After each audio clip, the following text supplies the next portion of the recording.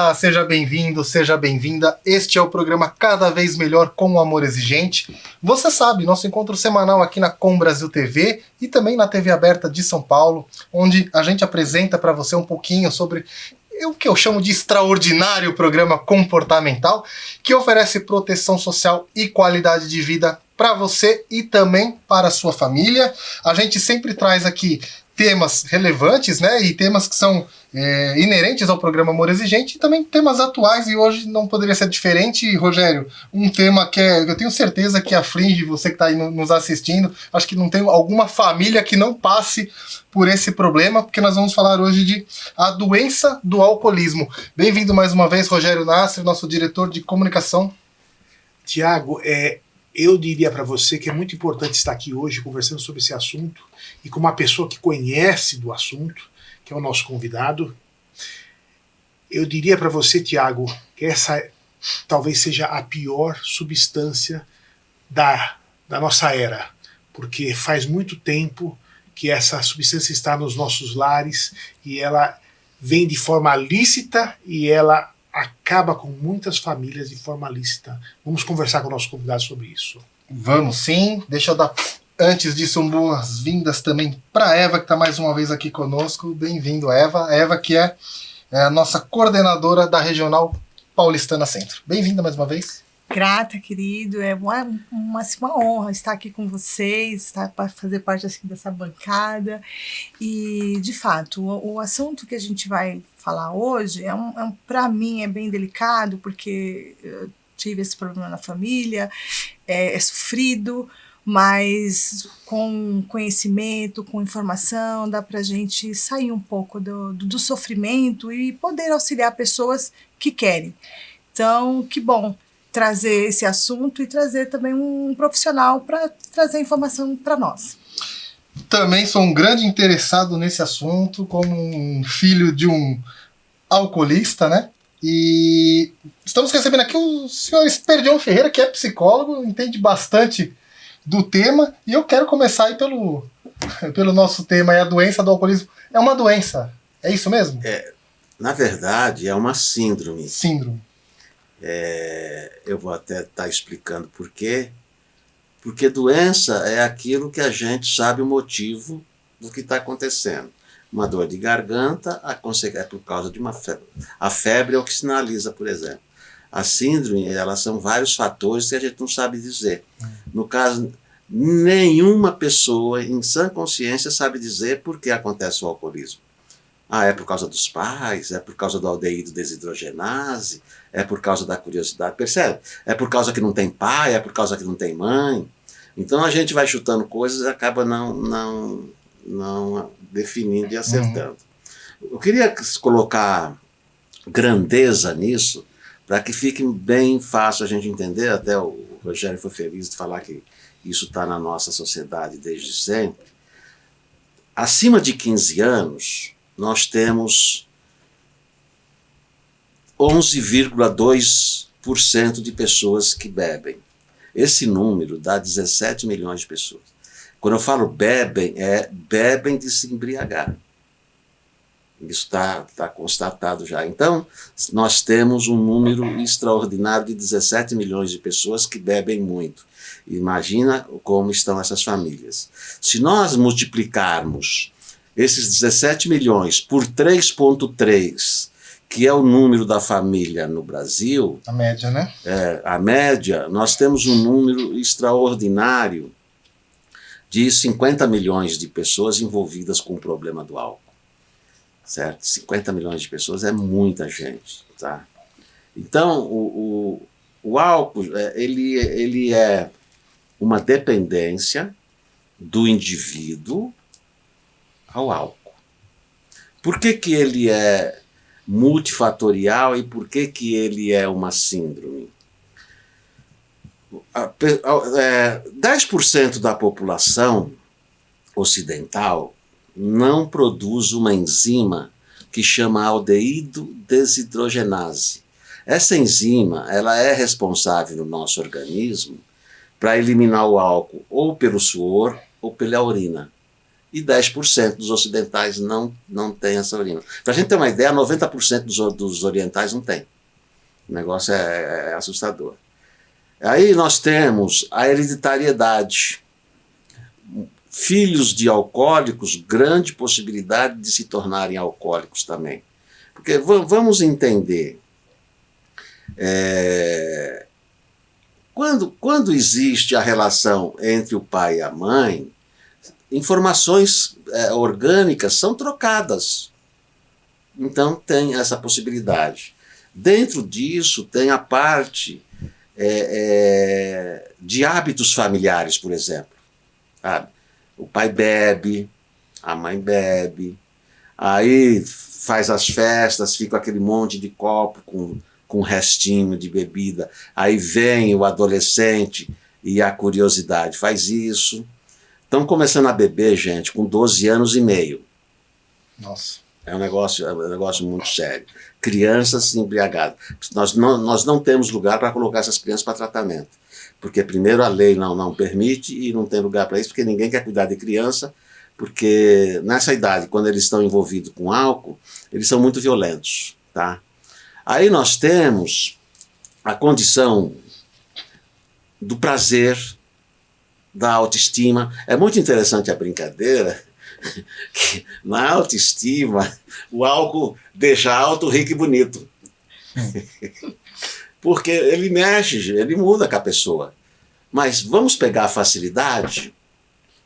Eu não sei se ainda continua, realmente eu não pesquisei, mas em qualquer lugar se vende bebida alcoólica, inclusive no posto de gasolina. Correto? Nós temos usuários de álcool gel, vende na farmácia. Nossa. Pode parecer estranho, né? Pegar álcool gel, pôr num copo com água e ingerir, mas não é.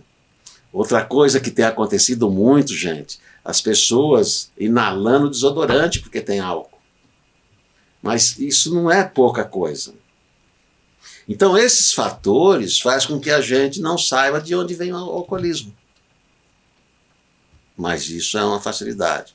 Então vem de um primeiro gole despretensioso para um gole social e para dependência, isso é muito rápido.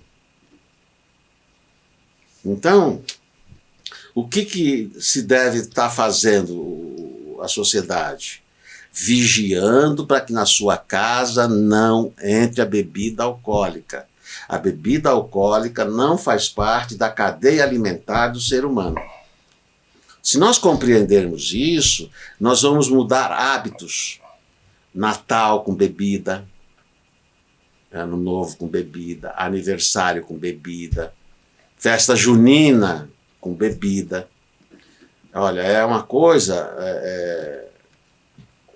Como que eu posso dizer para vocês que a igreja se toma a hóstia com o vinho? Eu não estou sendo contra, eu quero ser entendido dessa maneira, eu não estou sendo contra, mas eu não sou a favor. A sociedade não tem noção da quantidade de padres dependentes, químicos. Mas o número é muito significativo. Tá? De se pegar, tirar do país, mandar para os Estados Unidos, para se internar em clínica, e por aí vai. Uma pergunta para o senhor. O senhor entende que, pelo fato de ser lícito, pelo fato de ser lícito, é que contribui para essa banalização do álcool assim, na sociedade? O senhor enxerga dessa forma? É um fator muito importante. Ser lícito facilita demais. Porque pode. Eu posso cair na rua, ninguém nem me ajuda, só me roubam.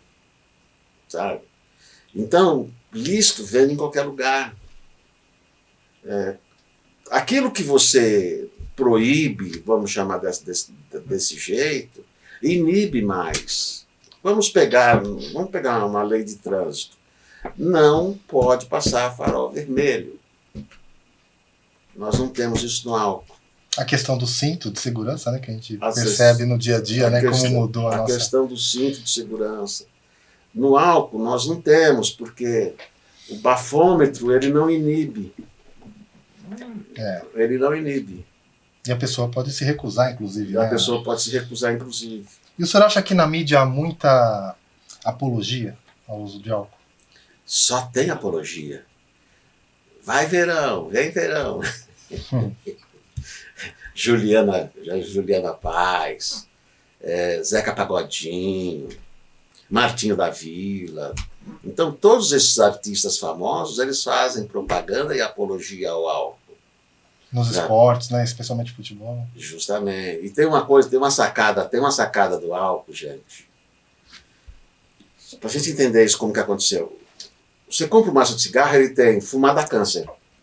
Tá? Não fizeram isso. Cobraram isso do pessoal do álcool, mas o que eles fizeram? Beba com moderação. Só que a gente não saca esse tipo de coisa e a gente deixa fluir. Não é afirmando para beber com moderação. Existe beber com moderação? Não. E é uma droga que a pessoa tem que se explicar porque ela não quer usar. Mas você não vai beber hoje? Por que você não vai beber hoje? Tá tomando remédio? É. A primeira coisa que a pessoa... Os médicos escutam muito isso. Mas eu vou tomar esse remédio, mas eu posso beber? É impressionante como é uma coisa que se tornou banal, mas é uma coisa importante, séria. Eu tenho isso na minha família e eu falo para o senhor assim que faltou pouquinho para eu também entrar no caminho do alcoolismo, porque o pai, avós, tio, uma família toda. E aí eu me casei com um homem que tem o problema do alcoolismo e o filho veio com o chip, né? Não veio gostando de suco de morango. E para nós foi muito duro porque eu não sabia que a dependência química na minha vida, na minha casa, era por conta do álcool. Porque ele usava o álcool e daí dava vontade de usar as outras drogas. Então eu achava que ele era um dependente químico que gostava das piores coisas. Achava. Porque hoje eu vejo que a pior droga é o álcool, porque está em toda esquina, e é acessível, e é lícita, e aceita pela sociedade. As pessoas incentivam. Toma mais um copo. Tem alguém que sempre paga uma conta para você da bebida. E aí, quando a gente encontra esse tipo de depoimentos, né, no grupo, eu fico assim, sem como orientar a pessoa, que é uma coisa muito difícil e séria, quando eu escuto assim, mas ele só bebe. Então, eu contando esse relato, assim, o que a gente poderia falar para conscientizar mais as pessoas que chegam no nosso grupo com o problema do álcool? Fale sempre das consequências e da recuperação. Tá? As consequências, você tem vários exemplos, né? Nós não precisamos nem escorrer. Mas essa pessoa tem que estar orientada em evitar lugares aonde tem álcool, pessoas vai andar que bebe, e os hábitos que nós já falamos aqui, que é Natal, Ano Novo, esse tipo de coisa. Então, colocou todo o problema do porquê, da consequência, essas coisas para se recuperar. Porque não tem um remédio, é só a mudança de hábito. Mas evitar lugares, doutor? Evitar lugares... Todo lugar tem álcool, né? O que a pessoa faz? Não tem. Eu posso dizer que não tem. Por exemplo, ele vai no aniversário, ele sabe, vai no aniversário do amigo dele, vai ter cerveja. Não vai. Ele está em recuperação, ele não precisa ir. Ele vai correr riscos, não vai. Vai num cinema, né? Vai no cinema. E deixar sempre muito claro, como eu não bebo, se tiver bebida alcoólica eu não vou. Eu vou inverter para ficar mais fácil. Eu morava em condomínio. Eu era o síndico. Primeira festa junina, o subsíndico, viciado de outros prédios, queria fazer. Nós ficamos uns 5 dias, mais ou menos, discutindo que não ia ter bebida alcoólica. Não tem até hoje, hein? Isso faz uns 10 anos. Então, o que eu tirei a ferramenta? Porque não tem que ter a bebida alcoólica. Aí, o inverso novamente. Se tem bebida, eu não vou. Porque se você for, você está procurando o encontro com a bebida. Tem que ser radical, porque tudo é radical. Passar o farol vermelho é radical. Entendeu? Então nós precisamos que tenha essa conscientização do ser humano. Ele chegou no fundo do poço. É muito importante nós sabermos que quando ele vai parar de beber, ele chegou no fundo do poço. Ninguém chega lá no grupo, lá, se não tiver no fundo do poço. É verdade. Não é verdade? É. Então não tem alternativa. Você não pode ir em lugar que tem bebida, você não pode andar com quem bebe, você não pode manter os hábitos de ativa. Porque é muito simples. Quando nós não temos tratamento, é muito simples a regra. Porque a gente não vai chegar nesse determinado momento e falar assim, pô, você tem que ser honesto, tal, porque ainda não é o momento, né? Mas a gente pode falar de obediência, de disciplina, de responsabilidade. Então essas coisas bem simples que nós temos que cultivar para ver se ele incorpora. Porque, sabe, o filho dele ir no estádio é mosca branca. É mosca branca. Porque aquela área da torcida é totalmente com coisas que não pode. Mas ele tomou a decisão. Não, eu vou e não vou me misturar. Então acho que vale muito a pena. E na chegada do grupo, então, é uma coisa muito importante quando o pessoal chega no grupo. Tem que ser muito claro, independente da dúvida da família. A família chega com muita dúvida. A família chega barganhando. Mas ele não pode nem golir. A gente vê muito isso, né, Rogério? Tiago, eu queria falar pro Esferdião. Na verdade, eu te sigo nas redes sociais bem antes de nós nos conhecermos, né? E o que acontece? Semana passada, eu dei um print num texto que você postou. E eu vou ler um trechinho aqui dele, porque eu fiquei um pouco decepcionado quando eu vi que é uma coisa muito séria isso aqui, né? Então, você diz no texto o seguinte, que as bebidas alcoólicas têm sido usadas desde o início da civilização humana, constando da história de muitos variados povos. Quer dizer, é uma coisa muito de longe. Como é que nós, hoje, em 2024, vamos tentar diminuir o consumo de álcool aqui? Se isso é usado desde povos muito antigos. Conta para nós um pouquinho disso aí. Esse teu texto foi interessantíssimo. O álcool ele tem registros diante do período neolítico. O período neolítico ele vai a 12, 15 mil anos antes de Cristo. Então já tinha esse registro de o pessoal colhia os cereais, né, e guardava em armazéns, porque era para o ano inteiro, alimentação, esse tipo de coisa. E aquilo fermentava com a umidade e com o verão, e era só por água. Estava pronto. Estava pronto. Então já acontecia isso lá atrás. Aí depois, para vocês terem uma ideia, mas na China já tem 4.500 anos isso. Então, o ser humano ele tem uma necessidade de alterar o seu estado de humor. Quando vocês eram crianças, vocês ficavam rodando só para ficar tonto. Vocês não lembram disso? Aí veio o álcool. Veio o eligir dos deuses. E isso foi tomando proporção. Aí veio a indústria e tal. Virou esses conglomerados que são. Vocês têm noção, né? Vocês têm noção. A quantidade que tem de cerveja uma concorrência de centavos.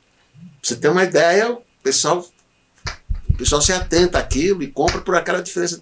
É muita coisa. Tá? Só que a pessoa só toma cerveja, ok, beleza. Depois ela começa a pôr o destilado. Então, isso, Rogério, que eu estava dizendo, é da seriedade que é olhar o alcoolismo. A gente não olha o alcoolismo. Você fala, mas como é que vai fazer isso com uma coisa tão antiga? é essa batidinha de amor exigente. Tá? O cigarro, a política do cigarro mostrou que é possível, né? Se reverter um consumo totalmente... Então, E nós somos referência no país. Dá para fazer algo similar ao álcool, né? se você proibisse beber depois das 18 horas... Porque Ou aviso nos rótulos, como o senhor mesmo exemplificou. Justamente. O cigarro ele foi da seguinte forma: não pode beber, fumar em ambiente fechado, não pode fumar em restaurante, né? Porra, isso diminuiu, gente, de 12% para 8%. É muita coisa. Muita coisa. Então, se fizesse isso com o álcool, a gente já dava um passo. Aí depois vem uma segunda lei. Porque precisa ser no passo a passo. Porque, pô, tem noção de quanto movimenta de dinheiro? É muito. Como é que vai tirar isso do empresário? Vai ser, a partir de hoje quebra todas as garrafas. É impossível. Mas podia ter uma política igual teve do cigarro, que a gente ia ganhar muito. Nós tentamos aí não vender para menor de idade, né? Mas não conseguimos. E, doutor, quais são os sinais que a pessoa pode, se é que existem, né? Que ela pode se ligar que ela está consumindo muito álcool? A pessoa nunca é viciada, né? Ela acha que ela pode parar quando ela quer. Ela começa a faltar no serviço. Ela começa a ter problemas financeiros.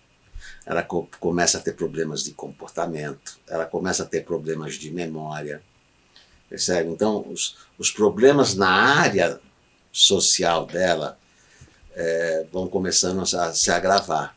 A dependência química, a dependência alcoólica, ela não está baseada em tudo que nós estamos conversando. Ela está baseada nessas consequências. Quando que é dependência? Quando começa a perder emprego, quando para de estudar, quando começa a bater na mulher, quando começa a ter carnê e não paga. A dependência química está aí. É aí a definição. Você entendeu? Então, é muito cruel. Os acidentes automobilísticos, que de acidentes não tem nada, né? Os acidentes automobilísticos. O pessoal até diz que os acidentes automobilísticos por álcool é a terceira causa de morte, né?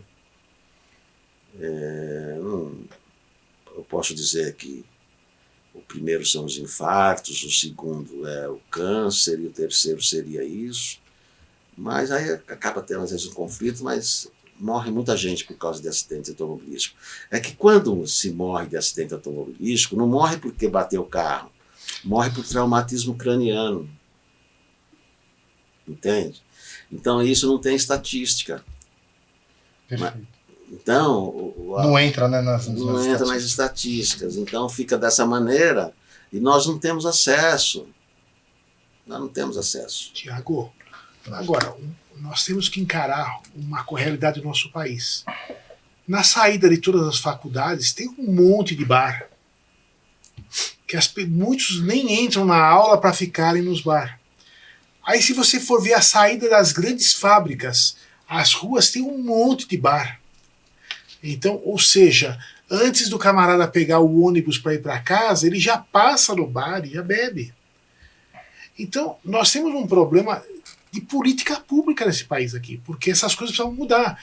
Né? Como é que você vai continuar permitindo esse monte de bar servindo bebida nas portas das faculdades? Nossos filhos vão para lá para se formar em alguma matéria boa ou para se formar em alcoolismo? Porque, veja bem, é um problema sério isso. Olha, outro exemplo para ter uma higienização. Perto de escola... Proíbe, né? Proíbe. Perto de escola, X metros de distância, não pode ter boteco. Nos estádios de futebol já são assim, né? Você tem que ir, mas aí você vai nas barracas, tá todo mundo vendendo. Tá todo mundo lá, o clandestino. Tem que ter fiscalização. Isso, mas Eu tô... fiscaliza. Você não precisa ficar fiscalizando porque você não tem mão de obra, mas passa de vez em quando e pega alguns que você vai ver que você não põe moral. Lógico que põe moral. Eu também vejo assim, uma importância das famílias, né, quem estiver assistindo esse programa, de começar a falar isso em casa, fazer uma educação mesmo doméstica a respeito do assunto. Porque tem aquele tio que bebe, não chama o tio porque o tio dá trabalho. Né? Dá trabalho porque faz escândalo, bebe, fica engraçado demais, depois fica chato. Então, já começar a trabalhar isso em casa, com os filhos, eu vejo que é uma forma da gente... É pequeno, devagar, aos poucos, mas é uma forma da gente conscientizar. E eu quero perguntar também para o senhor o seguinte, hoje eu não tenho mais esse problema, eu não vivencio esse problema porque o filho entrou em recuperação, o primeiro marido entrou em recuperação, ficaram internados na mesma comunidade terapêutica. Foi bem interessante isso, foi um resgate familiar. Mas, quando a pessoa chega em casa alcoolizado, agressivo, ou só quer dormir, o que a família deve fazer? Dá para conversar naquele momento ou depois... A família tem que deixar, porque ele está mudando de fuso horário. Tem com os medicamentos, uma série de coisas. Então tem que deixar ele se posicionar, dormir. Muitos deles vão dormir 3, 4 dias. Aí depois que acorda começa a situar, mas de uma maneira assertiva. Porque a codependência, por ser tão inocente, ela pressiona. E quando ela pressiona, o dependente foge. E o que não pode é o dependente fugir. Não pode o dependente fugir. Nós precisamos ter ele sempre perto, porque ele precisa de amor. Tá, ele tem todos aqueles erros, mas precisa de amor. E ele vem da clínica com uma série de problemas. Tá? Ele aprendeu coisas erradas lá. Tá? Tem que chegar em casa, tem que corrigir. Esses pais muitas vezes não têm condições de suprir isso. Tem que estar preparado com o grupo. Então o que acontece hoje, gente, o que é mais importante, por isso que eu acho que vale muito a pena os grupos se aproximarem das clínicas, para fazer a visita precisa ter frequentado o amor exigente. Bater o carimbinho e levar. Isso vai dar uma diferença, mas é uma diferença estrondosa.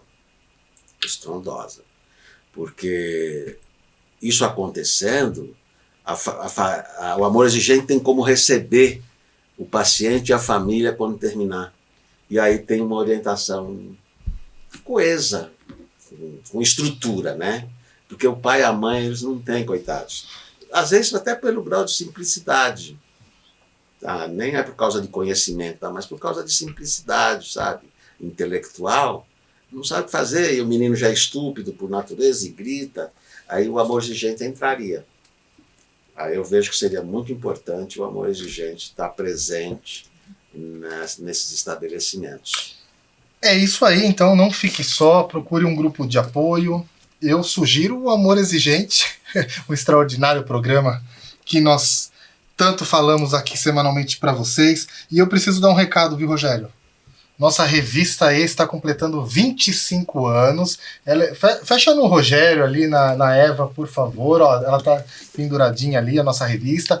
Para você que não conhece, a revista mensal do Amor Exigente, você pode fazer a sua assinatura através do nosso site, amorexigente.org. Tem um link lá para nossa lojinha E, onde você adquire os nossos produtos, e também onde você pode fazer a assinatura da revista E. Você vai receber aí mensalmente, no conforto da sua casa, a revista. Temos na versão impressa e também na versão digital. É uma forma de você estar sempre se mantendo aí informado a respeito, né, de dependência química, de comportamentos, de qualidade de vida. Nossa revista traz todos esses conteúdos, e também é uma forma muito bacana de você contribuir com o trabalho que a gente realiza, possibilitando a gente a levar o Amor Exigente para mais lugares. Senhores, nosso tempo, rapidinho, já acabou. Fica o convite aí para vocês nos acompanharem. Até a próxima semana. Obrigado, doutor Espirdião, Eva, Rogério, obrigado. Tchau, pessoal.